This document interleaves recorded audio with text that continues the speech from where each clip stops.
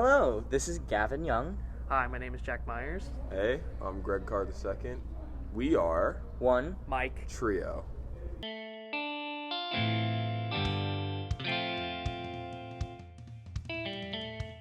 Alrighty, guys, welcome back to episode 18 of the One Mike Trio podcast. And Gavin give us the interesting facts. All right.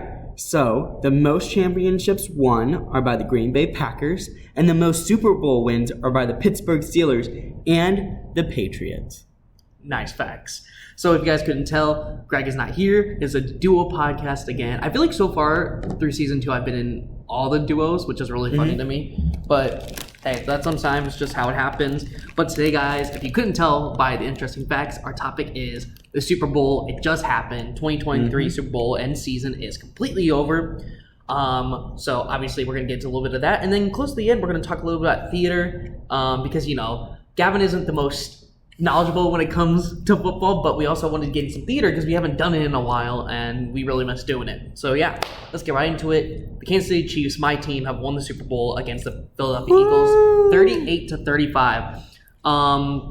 This game overall was one of the best Super Bowls I think I've ever seen. Obviously, some people are going to let the last call at the end of the game, which was the right call, in my opinion. I know I'm a Chiefs fan, but they don't show all the angles. And one angle literally showed that he fully gripped and pulled the white. You can see the white coming off his jersey with how he pulled it. Obviously, people are not going to focus on that, and they could say that ruined the game. I don't. I think, honestly, if you let a team score 24 points against you in the second half and score on every single drive, after you scored 24 in the first, which you have one of the best defensive lines and one of the best secondaries, you're like the second-ranked defense, you probably should have lost that game. If I'm being honest. And also, you should never have been in that position. Literally, all the players and stuff after that game, the Eagles players and all that, were literally like, we should never have been in that position. It was our fault in the end. We didn't play good. We didn't make the adjustments, and that's ultimately what happened.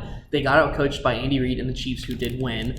But I'm also one of those. I also am a fan of the Eagles, and I will say the Eagles played an amazing game. I mean, Jalen Hurts had 3 rushing touchdowns, a passing touchdown, 300 yards thrown, almost 100 yards rushing. Like, overall, it was an amazing game through and through. And both teams should be very proud of where they are. The Eagles are definitely going to be contending next season and seasons to come. Same with the Chiefs, you know. But overall, this Super Bowl, if you don't look at the last play of the game, of the last flag of the game, this was great. It was great officiated. The turf was horrible. I mean, Gavin, if you were watching this, players were flopping all over the place. No, I heard that a lot of the Eagles players changed their shoes by halftime because they were like, maybe it's our shoes, and they tried that, but no.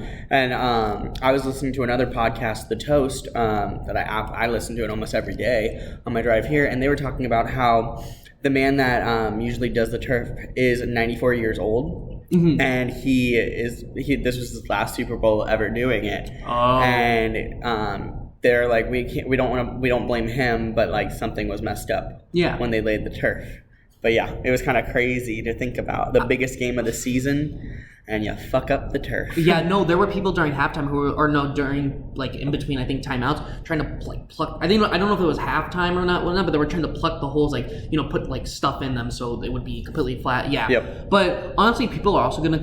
I know like some people have complained about that, but it affected both sides. It didn't affect one or the other. It affected both sides. And it's like that's a thing that will affect both sides. You can't be like, that was just there was a way for the Chiefs to win. Nah, they were all messing up. I can understand. And look, some Eagles fans have said, I mean, if this roles reversed, Chiefs fans would have been, you know, upset like us. And yeah, I probably would have been. But I know in the end that if it was the other way around and we lost off the call that was a good call and we got 24 scored on us in the second half, I probably would be upset because my team didn't make the adjustment. And that's really what it comes down to. People, like this whole rigged narrative that people are just trying to give, it's just a way for people to complain because, you know, nothing's perfect in the world. Like people are expecting, oh yes, every sport should have perfect officiating, blah, blah, blah, blah, and all this stuff. That's not possible. Like we're human beings. And look, if people want to say, okay, but that flag was ticky-tacky, sure, if you want to call it ticky-tacky, whatever, he still held him.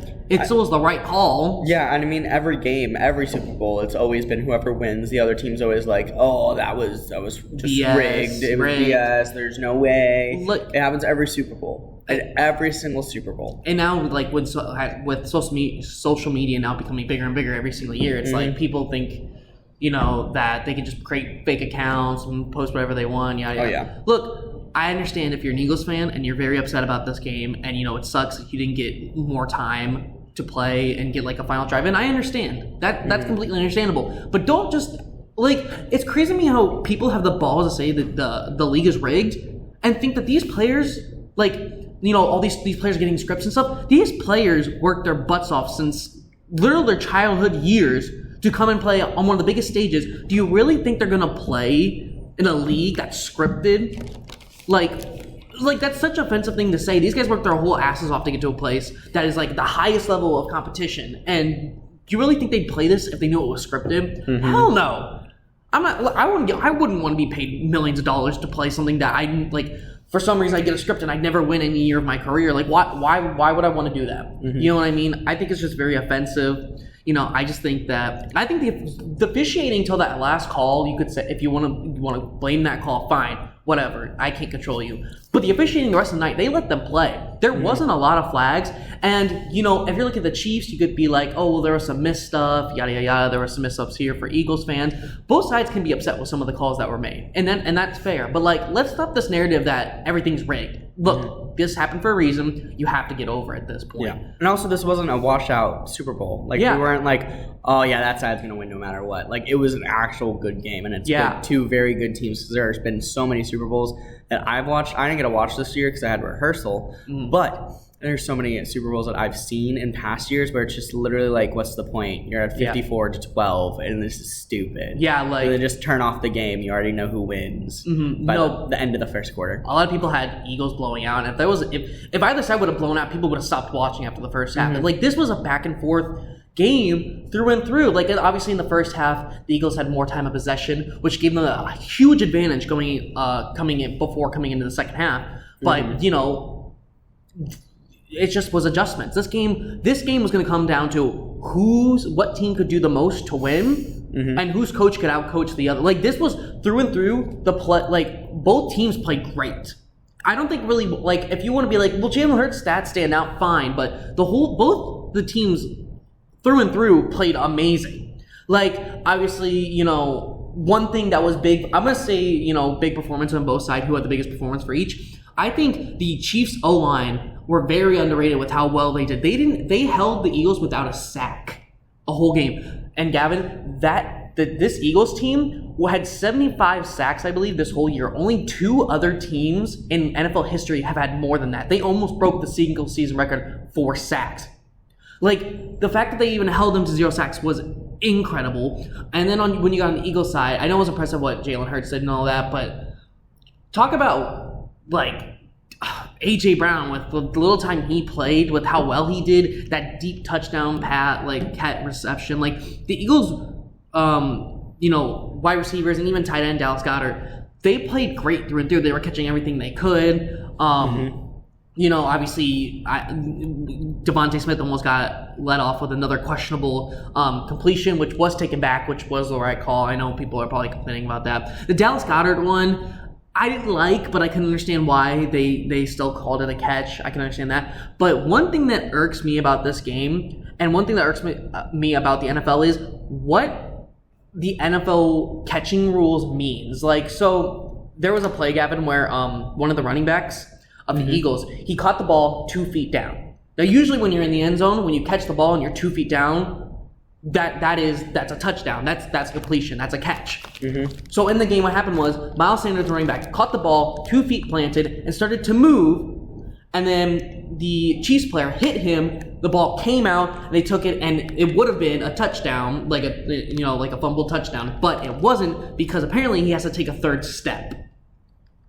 The NFL catching rules need to change because that should be a fumble. Why is it that in the end zone, why do they have, when they have they have reception of the ball and they get 2 feet down, why don't they have to run an extra step? You know what I mean? Like it's weird how wishy-washy that is, and like that to me is ticky-tacky. Why is it that he needs to take another step for it to be a completion when if you're in the end zone and if you have 2 feet down and the ball is like like you've recepted it. Why is that a touchdown? Then why can't they take a third step? I think the NFL needs to work on that sort of thing because that just doesn't make sense to me. I think everyone in the nation, except for probably those people who know the rules better than I do, because there is some stuff that I will say, I don't know the most about, and that's one of them. I didn't know that for it to be a fumble, you need to have an extra step or whatnot, which makes no sense of that. Just to me, that does not add up. That needs to change because that was 7 that the Chiefs missed. Also, I want to say if Eagle fans are really going to complain about that flag, we got 7 taken away from us there. Mm-hmm. So I mean, look, and I know 45-35. It was 38-35. Yeah, I know. But if you had that 7. Yeah. No, and Butker also missed a kick. So it could have been 48-35 if both those things. If Butker didn't miss that kick, it probably would have been a whole different game because one score can change a game, no matter if it's a field goal or a touchdown. It changes the momentum for both teams, whoever scores the next one. Some let it affect it more than others, but no, this game through and through was amazing. But I do want to hand it to you a little bit so you can talk about the halftime show. Let's go. Well, we got a few other things to talk about because we got the Kelce family. Yes. We got Eagles fans in general. Rihanna, she's coming at the end of this because I got so much to say about that. But on social media, all over social media, I keep on seeing Mama Kelce, the Kelce brothers. This was the Kelce brothers bowl, yes. It was crazy to me. I have 2 brothers, but just imagining that the biggest thing that you're going to do in your career is up against your own brother. Yeah. It's just crazy. There was a clip that I've seen on TikTok and Instagram, and it was the mom, Mama Kelce. She came up to both of her sons after the game and knew exactly what both of them needed to hear. Yeah. She was excited for Travis, but then she was comforting Jason. Mm-hmm. Even Travis after the game talked about how tough it is and what could you even say to your brother after, competing against him on the biggest stage that you guys both play in, you know what I mean? So it's his youngest brother. Travis is a younger brother. Yeah. So, and Jason, I mean, a lot of people are saying that should he retire, should he not, because he's won a Super Bowl and this was the second appearance. But there's a good thing brewing for Eagles fans on that team. It really is. And I feel like, Eagles fans shouldn't let this determine how the rest of the time is going to go. They're going to be bad or they're going to take a step back. I don't think they will. They have a lot of talent. They got to sign some guys back. They're probably going to lose a piece or two. But look, you have the draft. There's not much you'll really need to draft when it comes to that. But, the Eagles are in a great position. So are the Chiefs. Because I talked about this a lot this season. This was the youngest team Patrick Mahomes has ever played with. About 6 to 8 of those players on the defense were rookies that were playing in that Super Bowl. We were the 3rd team with the most rookies playing the most time through the whole season, and now we were 3rd. I think we're behind the Texans, and I think it was the Colts. I don't remember. I definitely think, the Texans were definitely one of them. But I mean, for both teams, when you're looking at this game and you're what's the next step for us? Well, first, Eagles have to sign, I think it's the defensive coordinator because I think he got a new job. I think the Eagles offensive coordinator from last year also got a new head coaching job. So the Eagles, obviously it'll look a little bit scary depending on who they can get, at filling both positions. But look, as long as the Eagles sign back their main guys, they should be back here or at least to another NFC championship next year. Yeah. Because they're still a dangerous team. If Jalen Hurts can keep his weapons, if Kelce doesn't retire and Lane Johnson doesn't retire, then your offensive line's still intact. That's amazing. You don't have to have the same defense, but you could still be good even if you lose a couple guys, but they'll be fine. Yeah. Well, and even going back to the Kelce family, seeing the mom wear that split shirt for both teams was so cute. The jacket, oh my gosh, I want a jacket like that. I would wear that. Yeah, because it was just so cute to see. Because at the end of the day, it was either one of them was gonna win. They couldn't both win that day, but it was cute to see the mom just trying to be as supportive as possible. Yeah, and that's what that's what she's been doing the entire time. She's all over the media, and that's just that's her, and it's so cute. Did you see the clip of her bringing cookies to her sons after they were getting interviewed? Mm-hmm. That was one of the probably cutest things I've ever seen. Yeah, I really like how the NFL did that and made her very important to the story because she's a very important part. Without her, we wouldn't have these two amazing players who are the best at their positions. Again, hearing people be they wouldn't have gone to practices when they were younger. They wouldn't have been at games. Like, she was there for all of it. She made sure they went to practice. She made sure that they were doing what they needed to do. And it's like, that's what moms do in families. Like, it's so cool. Yeah, it's very much a homage to all mothers out there. Mm-hmm. All sports mothers, or just in general, even all, like, this was an amazing story, amazing narrative. Well, and then I saw the clips of their dad being on the field, and like, he couldn't find his other son, but he found Travis, I believe, and was like congratulating him and said, "You deserve this," like all this stuff. And it's just like, that's so nice to just see. Definitely. And it made the sport worth it. They also didn't. And see, here's the thing too. My dad, or I think someone said this to me in my family. They were like, "Why didn't we see much of the dad of the brothers?" And it's probably because, some parents probably don't really want to be in the limelight. They want the limelight to be all on their children, not themselves. Yeah. And I'm not saying like that's the same. Maybe he just didn't want to be in that that limelight. Maybe he wants to be a little bit more private. And that's completely fair. But with the mama, you have to put Mama Kelce out there and put her as one of the faces of the Super Bowl, because she deserves it, because she did a lot for them. And not to say the dad didn't too, but like, he probably was like, you are a bigger story than I am, because you birthed these two. You gave me these two. You know what I mean? Well, and that was the other thing, was that also in the podcast I had listened to, they were like, the dad didn't show up, but like, he was there the entire time. Yeah. Like, he's still there. And it was just like kind of cool to see, like, to like put all that together after like hearing stuff and like reading some stuff. It was a very nice moment. Now let's talk about a little bit of those press conferences. Yeah. There was the press conference with Travis and Mahomes. Yeah, the one together on the field. Yes, and a lot of people, some people are upset because they feel like Travis was freaking out and wouldn't let Mahomes talk. I don't think it was that. Travis Kelce is, he really likes. This season, the Chiefs, I feel like, got disrespected by a lot of people, being like, "Oh, we couldn't make it where we are today without Tyreek Hill." That was always talked about every single game we played in during the season. And I know that was definitely talked about for the Dolphins as well, which was probably annoying, because he's like a generational type of talent. Like, he's one of the greatest athletes we're ever going to see at the wide receiver position at that fast and that small.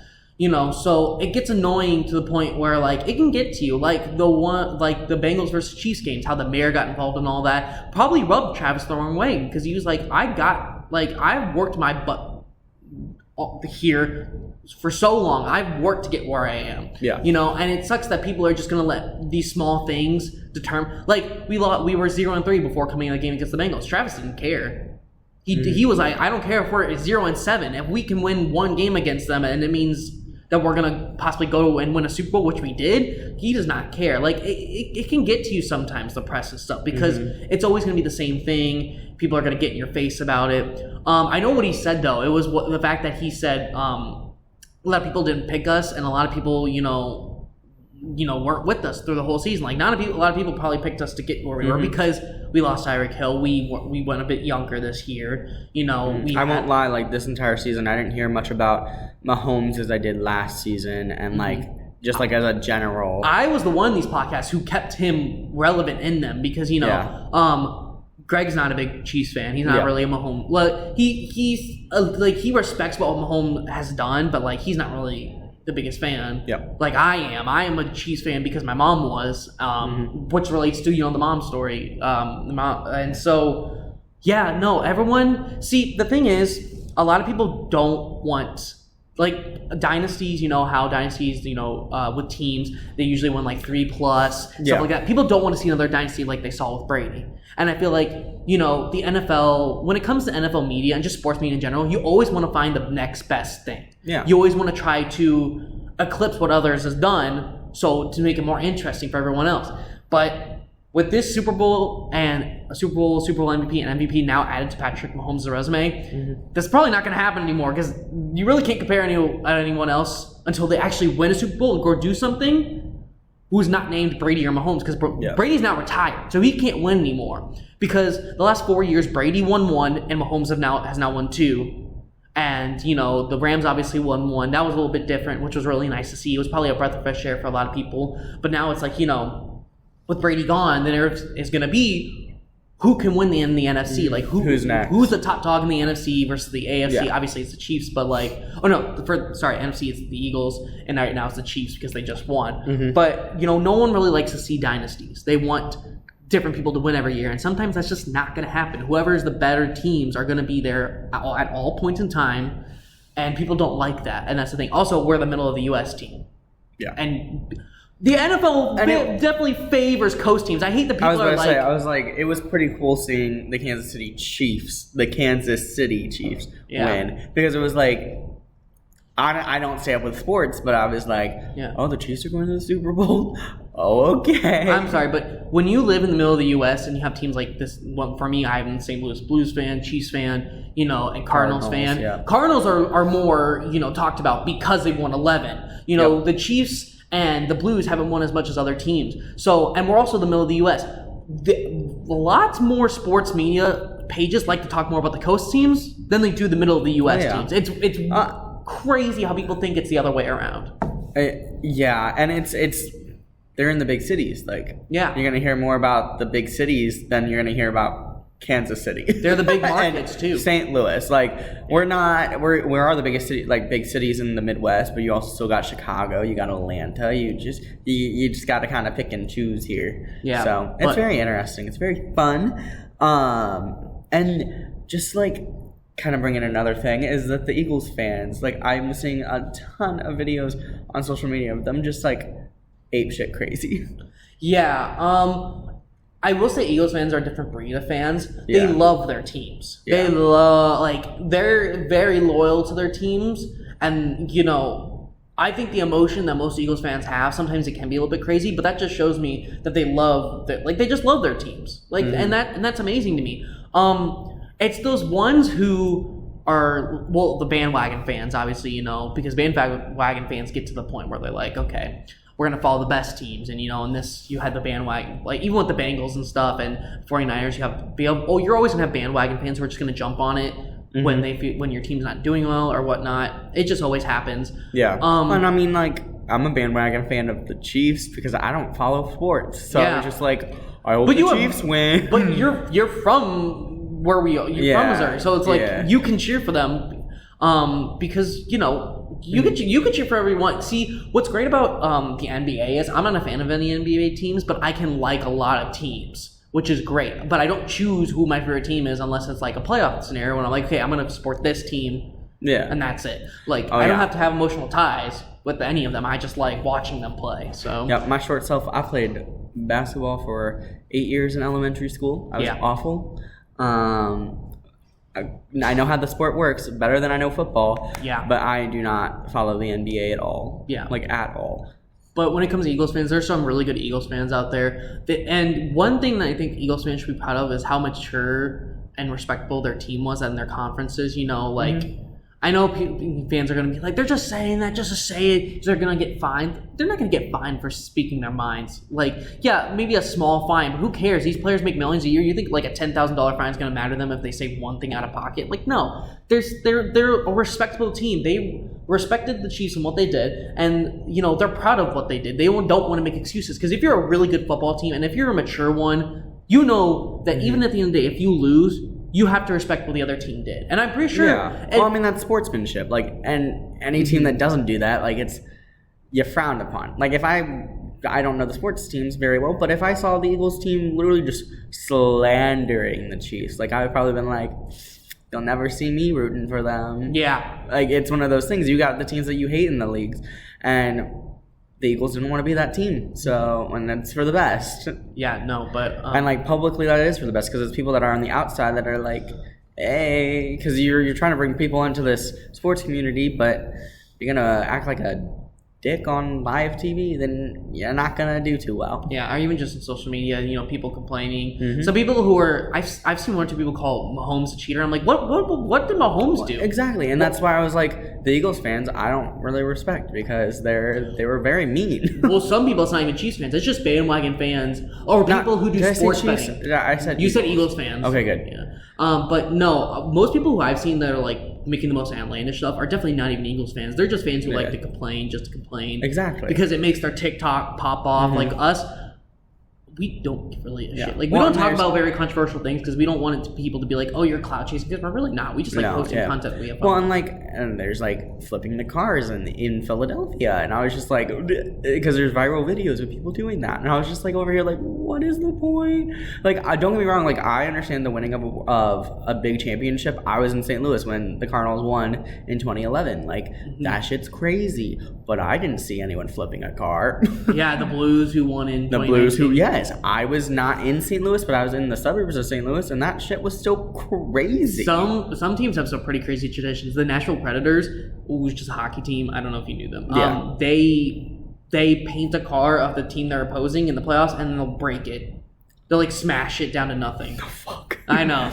But hey, it brings the community together. That's what I like. But yeah, flipping cars and stuff, that I don't really personally like that. But if that's how you want to celebrate, go right ahead. I mean, well, I was like, at least if I know that person's car, they're like, yeah, do that. But like, you don't know from that video. You're kind of just like, oh, yay, vandalism. Yeah. Exciting. But no, I will say to Eagles fans, you have the right to be upset about losing. And I can understand that. If you want to say that flag's ticky-tacky, fine. That's your opinion. That's your opinion. I'm not going to change that. But you shouldn't be upset with how the Eagles played in the end. Yes, you can be upset that the ending wasn't the way you wanted. It should have probably been different. That's what you believe in. I don't. I personally think. Yeah. But like, and that's the thing. We have to respect what happened. You just have to respect it at the end of the day. Well, you might not like it. You have to respect it. No one's going to be able to change the end of the game. Like nobody will do it. They made the field goal. They won. I don't know what to tell you. Like that's just how it played out. Like you can't blame anyone but the fact of the game. They played it. Nothing. You can't change history. It's in history. Yep. But you can't. Yep. Now to my favorite part of the game. Because like I said, I'm not a sports person, but Rihanna made her little comeback this past week, and I cried. She's pregnant again. She's beautiful, stunning in a red outfit. It was incredible. It was incredible. They have levitating stages, and they moved, and it was amazing. It was amazing. She sang Umbrella and Diamonds. She ended off with, and it was just. Bitch better have my money, opened it. Like, it was just crazy. It was iconic. What you expected from Rihanna. Like, you did not expect any less from Rihanna. And she did not have to bring, she brought up in interviews that she was going to bring in a guest. Didn't bring a single guest because guess who the guest was? Her babe. And it was so cool. It was so good. And the dancers were amazing. They all got to keep their outfits. And that's just so cool. You love to see it. Love to see it. It's one of my top 5s just because Rihanna is, of course, the bad bitch. And she knows it. She owns a $1 billion company, and she bad bitched her way into blotting her face in the middle of her set to give Fenty showing that off because that's her brand. That's who she is. She's not just a singer anymore. We all know that. She's a billionaire with a $1 billion company. Insane. This woman be popping off. Entrepreneur now. She's doing her thing. There was a couple clips during it. Like one, the dancer who almost fell off their platform raising in the air. That was terrifying. Okay. They could not fall off. They were harnessed into the platform. Were they? Yes. I did not know that. Yes. If you look at their legs, they are all harnessed in like Rihanna is. There is literally like a stick that was standing on there, and it wasn't a stick, it was a rope. But they're all harnessed on there because coming from the industry of performing, they could never get away with those people not being harnessed into those platforms. They would get lawsuits. Like that person that fell could have sued if they didn't have literal harnesses and had safety measures to get them there. They did a good job hiding them then because I don't think anyone even saw them. Well, no, because it didn't show up on the national one. It showed up. It was because it was a different camera angle. Oh, okay. At least that's what I assumed because I watched it twice now, but also I wasn't looking for them falling because I didn't really pay attention to that. Well, they probably zoomed out of it. Yeah. Yes. And so it's one of those things that you're just kind of like. They're all safe. Everyone needs. I'm 1,000% positive that they were harnessed in. But if they weren't, then all the dancers should sue, unless they signed a contract saying that yes, I would like to be unsafe on this floating platform, 200 feet in the air. That would be just dumb. Yeah. That would be very dumb. But you never know. Never know. I won't judge you for signing that contract because you got to dance for Rihanna. I would have done the same. Not that I would have done it unsafely. I would have been one of the ones on the ground because heights for me are a no-go. 6 years, though, she has not performed in exactly this. That was very impressive. And I started sobbing when it was the last part of it, and she just was like taking in what she just did. The biggest performance of her life. 13 minutes. And that was her shining moment, and she nailed it. Yeah. She did everything she could. Now, yes, I would have loved to have heard some other songs than what were picked. But or even some other artists. Yes. That's what people critiques about it. God, no. Rihanna, it's Rihanna. Like, it's just like Beyonce should never have brought anyone out. Rihanna should not have brought anyone out. And I'm glad she didn't because it's her moment. Time to shine. She only has 13 minutes. People like Maroon 5, like I'm okay with them. Coldplay, I'm okay with them bringing people out because personally I don't really care. Like I'm like, ugh. Now I'm hearing people wanting Ariana Grande to come next year. If Ariana Grande brings out a whole bunch of artists to sing with her and it takes up 7 out of her 13 minutes, I will be very upset. Like I would want to just see her because she's the famous one that I want to see. Yeah, it's kind of weird though. I feel like, I don't know if this is just me or not, I've never paid attention to it. It felt like the halftime shows are getting shorter, if that makes sense. Yes, I feel like they are. I feel like they are. Mm-hmm.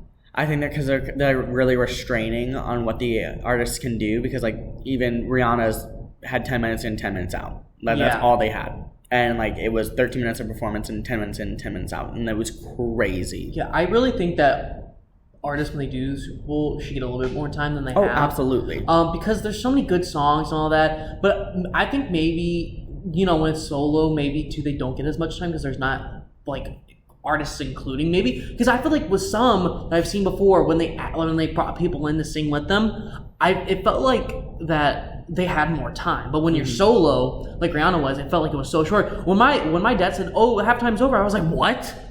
Yeah. I was like, I didn't watch it because I had homework to do, which is why I didn't watch it. I would have watched it if I didn't, but well, and it's one of those things that I think that having other artists is fine, but it's your name that's the halftime show. It's not the other artists. So like I soak in the fame while you have it. Rihanna did it perfectly because she was like, I'm gonna bring a guest, giving everyone be like, oh, Jay-Z's gonna be there, Drake's in town. Her husband could have been literally there are so many people she could have invited, but she just did it on her own because she is a bad bitch and she's pregnant. Yes, and she really slayed that stuff. I'm just obsessed with that performance. I watched it twice. It's just beautiful. She is a goddess, like literally a goddess, and her beautiful moment of her just taking in what she just did. She was on top of the world on Sunday, and now will forever be historically. She'll forever be on top of the world. Yeah. So, yep. Now, guys, a little swervity swerve. We are done with the Super Bowl talk for now. You got 32 minutes of us talking about the Super Bowl. We hope you enjoyed.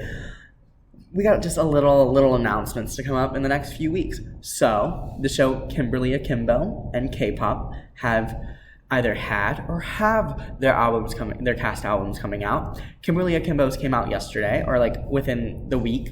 And let me tell you, I listened to the entire thing last night and this morning, and that show is so beautiful. Like it's so cool. So what it is, it's this teenage girl who turned 16 during the show. So she's about a 16-year-old. Who has a disease that makes her look much older than she is. Okay. So the actress is like a much older woman. I don't know her actual age. I won't speculate either because that's rude. But like she's a much older woman. And she's playing a 16-year-old. And it's what 16-year-olds go through. Their first love, their place in the world, like what they should do, what they shouldn't do, and like that kind of thing. And it's very cute. And the music is just beautiful. Like it's very good music. I've only listened to the songs once now, but like 10 out of 10, I recommend it. Recommend listening through the entire thing, get the entire story. Like it's very, very cute. Yeah. There's some really good bops in it. Some of the songs I was listening to, I was just like, I can already tell in 3 months, so many people are going to be singing this song. And I know several of the songs will become audition cuts real fast. So I hope the show wins a Tony, maybe 2, maybe Best Musical. I don't know. We got to see, find out. I'm planning on seeing it in May. So Kimberly and Kimbo, I'm coming for you. I'm coming to see you. I would love to be in you, like in the show, because that just and it was so cool because Kimberly Akimbo is not her name. It's Kimberly Lavaco, I think is her name. Oh. And there's a song where they explain, and this guy's like coming up with different words. His name is Seth. He's the other main character. Okay. He's the guy that she falls in love with. And he's like singing to her, not singing to her, like saying all these words to her, and she's like singing this love ballad over him, and all of a sudden he's like, putting he's like putting her name together and making a new word, and he comes up with Akimbo because Lavaco, so O in Akimbo, and her name's Kimberly, and so Kimbo, and then he put by, so it's like Kimberly Lavaco, but it's Akimbo. It's just, it was too cute. It was too good. This is why I like theater. And then, okay. I have not talked about this depressing news, I don't think, on the podcast yet. But my favorite show, I haven't even seen it. K-pop on Broadway closed December 12th, last year.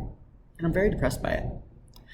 Ugh, it's disgusting. But their cast album comes out on the 24th. So when you listen to this podcast, if you listen past the 24th, just know you can go on Spotify and listen to it. It's so good. Support Asian artists. But yes, I loved it. I'm very excited. Super Goddess will be playing nonstop on my playlist. This Is My Korea is already out. You can listen to that. That's the TV edit. It's very, very good. All the artists are incredible.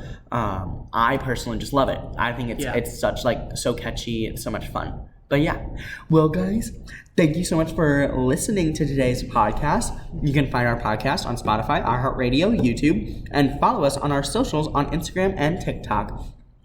We hope you have a great rest of your day, and we will talk to you later. Bye. See ya.